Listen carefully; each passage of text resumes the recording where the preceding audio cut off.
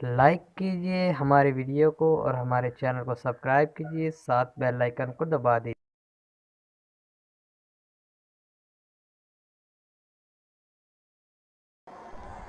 अस्सलाम वालेकुम वरहमतुल्लाहि वबरकातुहू। मैं हूँ हाकिम मोहम्मद क़ज़ाफ़ी अपने यूट्यूब चैनल पर।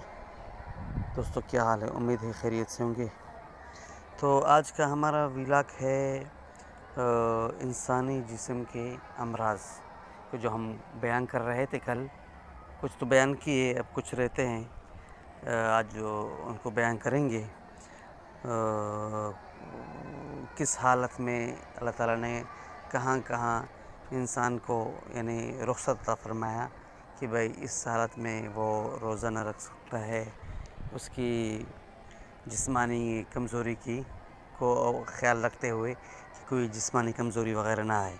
तो इसी तरह हज के आयत में भी ज़िक्र फ़रमाया कि फ़मन कान मिनकुम मरीज़न औ बिही अज़म मिन रअसिही फ़फ़िदियतुम मिन सियामिन औ सदक़तिन औ नुसुक। जो तुम में से मरीज़ हो या उसके सर में कोई और अज़ियत हो तो वो रोज़े का फ़िदिया अदा करे या माल का सदक़ा दे या कोई और क़ुरबानी के जानवर का ज़बह करें। इस आयत से मरीज़ को या हज करने वाले को जिसके सर में चोट हो या जून ने का रखा हो, खुजली हो, ख़ारिश हो और कोई दूसरी अज़ियत हो, सर मुंडवाने से बहालत इहराम में रुक जाने की इजाज़त दी है ताकि बुखारात रदिया इसके सर मूंडने की सूरत में सर से बाहर न आ जाए, उनका इस्तिफ़राग़ हो जाए। इसलिए कि बालों की जो जड़ें हैं, इस मादे के रुक जाने की वजह से ये अज़ियत पेश आती हैं। जब बाल मूंड देते हैं तो मसामात और बालों की जड़ें खुल गई, जिससे ये बुखारात रदिया है, मवाद फ़ासिदा है, वो बाहर हो गए। इसी इस्तिफ़राग़ को सामने रख कर उन चीज़ों के इस्तिफ़राग़ की भी इजाज़त होगी जिनके रुकने की वजह से इंसान किसी बीमारी, अज़ियत और गैर तबी हालत से दो चार होता है। जिन चीज़ों के एहतिबास उनको रोकने या उसको निकालने दोनों ही से इंसान अज़ियत पाता है, वो 10 है। इनको अपने ज़हन में रखें। सबसे पहले जो है ना, नंबर 1 खून का जोश मारना, जिसे हिजान दम कहते हैं, उसका रुक जाना। नंबर 2 जोश मन्नी, हिजान मन्नी, जो गलत अंदाज से इखराज पर मजबूर करे। नंबर 3 पेशाब की शिद्दत। नंबर 4 पाखाने का ज़ोर। नंबर 5 हवा का रुक जाना। नंबर 6 क़े का रुक जाना। नंबर 7 चींक का रोक लेना या रुक जाना। नंबर 8 नींद। नंबर 7 चींक का रुक जाना मैंने बताया था। नंबर 8 नींद की शिद्दत में इसको उचाट कर लेना। नंबर 9 भूख की शिद्दत। नंबर 10 प्यास की शिद्दत। ये 10 चीज़ें हो गई। ये 10 चीज़ें हैं जिनको रोक देना, बीमारी को दावत देना है। अल्लाह पाक ने इनके इस्तिफ़राग़ को बयान करके आदमी को बेदार कर दिया, चूँकि अदना वो बुखारात थे जो सर और खोपड़ी में रुके हुए थे और उनके रखने से मज़ीद और शदीद बीमारी की बढ़ जाने का अंदेशा था। इसलिए इसी अदना को फ़ौरी इलाज के तौर पर इस्तिफ़राग़ का हुक्म फरमाया।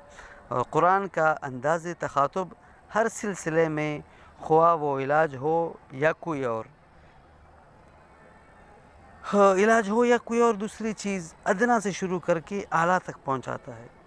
परहेज़ के सिलसिले में जिस पर अमल करने से आदमी किसी बड़े मरज़ के हादसे से बच जाता है, अल्लाह पाक ने इसी तरह उसके साथ वज़ू का तज़किरा भी फ़रमाया। व इन कुन्तुम मरज़ा औ अला सफ़रिन औ जाअ अहदुम मिनकुम मिनल गाइत औ लामस्तुमुन निसा फ़लम तजिदू माअन फ़तयम्ममू सईदन तय्यबा। और अगर तुम बीमार हो या सफ़र कर रहे हो या पाखाना करके वापस हुए हो या अपनी बीवियों से मुबाशरत करके फ़ारिग़ हुए हो और तुमको पानी न मिले तो पाक और सुथरी मिट्टी से तयम्मुम करो। तो इसमें अल्लाह ताला ने मरीज़ को बजाय पानी के मिट्टी पर इक्तिफ़ा करने का हुक्म दिया, ताकि इंसान का यानी मरीज़ का जिस्म इस अज़ियत से बच जाए जो इसको पानी के इस्तेमाल से पहुंचती है। इस आयत ने داخل اور خارج، اندر و باہر سے پہنچنے والے ہر اذیت کی تدارک کی تدبیر اور اس کی روک پر متنبہ فرمایا۔ تو اس طرح قرآن کریم کے ذریعے باری تعالیٰ جل جلالہ نے اپنے بندوں کو اصول طب اور اس کے اساسی قواعد، بنیادی قواعد کی طرف رہنمائی فرمائی۔ آگے ہم اصولوں کو ہم بیان کریں گے، اس کی جو ہے نا اصولوں کی تائید رسول اللہ صلی اللہ علیہ وسلم کی سنت سے پیش کریں گے، جن سے واضح ہو جائے گا کہ رسول اللہ صلی اللہ علیہ وسلم کی فرمودات بسلسلہ حفظان صحت اور صحت و علاج کے کس قدر مکمل ہے۔ رہ گیا دل کا علاج تو اس کا حق انبیاء علیہ السلام کے لیے ہی تسلیم شدہ ہے۔ اس کا علاج صرف انہی انبیاء علیہ السلام کے ذریعے سے ہی ممکن ہے، انہی کے ہاتھوں ہوتا ہے۔ اس لیے کہ دلوں کے صلاح و صحت تو یہی ہے، نہ کہ وہ اپنے پروردگار کے عارف ہوں اور پیدا کرنے والے کو پہچانتے ہوں اور اس کے اسماء اور اس کی صفات کے افعال، اس کے احکام سے کما حق ہو واقف ہوں، اور باری تعالیٰ کی خوشنودی، اس کی پسندیدگی کی جانب سے ان کا رخ ہو، ان کی مناہی اور غصے کی باتوں سے پرہیز کرنے والے ہوں، اور اس لیے کہ دل کی صحت اور اس کی زندگی ان چیزوں کی رعایت کے بغیر ممکن نہ ہو، اور نہ ان کا حصول انبیاء علیہ السلام کو ذریعہ بنائے بغیر ممکن ہو۔ کسی کی دل کی توانائی اور اس کی صحت بلا اتباع انبیاء علیہ السلام کے متصور نہ ہو، اور جو اس کے سوا سوچتا ہے اور دوسری باتوں کا گمان کرتا ہے، اس لیے کہ یہ بات تو اس کی نفس حیوانی اور شیوانی کی زندگی سے متعلق ہے، اس کی صحت و قوت کی طرف رہنمائی کرتی ہے، مگر دل کی زندگی اور دل کی صحت، اس کی توانائی کا تو اس سے دور کا بھی تعلق نہیں، اور جو ان دونوں حالتوں میں تمیز نہیں کر سکتا تو اس کے دل زندگی پر رونا چاہیے، اس لیے کہ یہ دل تو مردہ ہے۔ اسی طرح ان کا نور بھی تاریکیوں کے انتہائی سمندر میں ڈوبا ہوا ہے۔ آج کی اتنا ہی کافی ہے، یہ ویڈیو لمبی ہو رہی ہے تو ہم نے کہا کہ اسی پر اکتفا کریں۔ تو دوستوں سے گزارش ہے کہ ہمارے چینل کو سبسکرائب کریں، اور ہمارے چینل کو سبسکرائب کر بیل آئیکن کو دبائیں تاکہ ہر ویڈیو آپ تک پہنچ سکے۔ آج کی اتنا کافی ہیں، دعاؤں میں یاد رکھیے گا۔ السلام علیکم۔